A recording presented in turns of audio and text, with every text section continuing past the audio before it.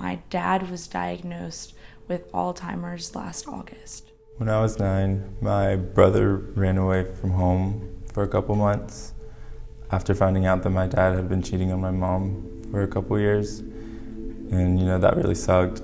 I didn't have a big brother to lean on growing up. When I got my grade back, there was a huge D in purple ink with a sad face. I'm perceived in ways that I don't necessarily identify as. I became very close with a good friend of mine in the winter of last year, and he tragically passed away in an accident. Maybe I'm not smart, maybe I don't belong here. I started hanging out with the wrong crowd and turned to drugs to hide the fact that I was gay.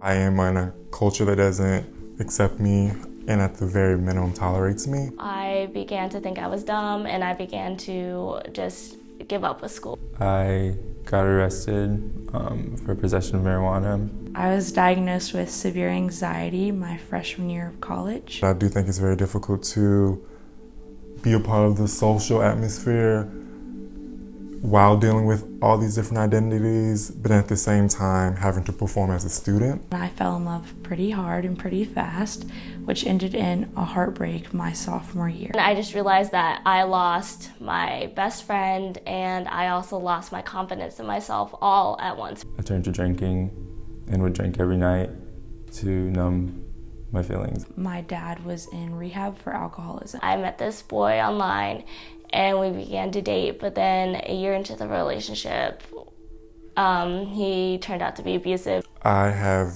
gained this sense of resilience where I am passionate and I do have the ability to go against the grain and tolerate a culture that isn't necessarily built for me or doesn't want me in general. After a year, he ended up giving me a concussion and went to jail. It's just something that I thought I needed to do.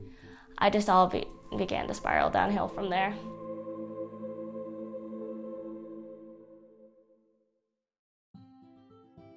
I took a leap and decided to pursue my passion and change my major from political science to fashion merchandising. I worked at an all-girls summer camp, which was amazing, and I had the best experience ever there. I was away from the competitive environment of my old school, and I went to an environment where the class sizes were smaller so the teachers could pay more attention to you.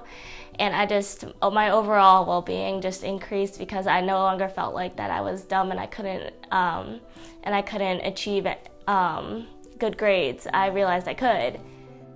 I think that when I still have the mindset of I'm going to be consciously empathetic and seek understanding of different types of people, I more often than not meet people who share a similar mindset, and I think that's very beautiful, and I think that's the peak of the human experience. And had the opportunity that fall to study fashion in Italy, which was the most exciting and incredible experience of my life.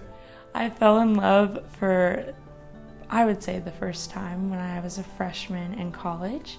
Went to China for free. I got the diagnosis of being dyslexic and having ADD, which may seem a little sad, but overall, it made me feel really happy knowing that the reason I was struggling in school wasn't because I was dumb. It's because there was an actual reason, and then there's ways to fix that. And I was so overjoyed that it wasn't just me being dumb.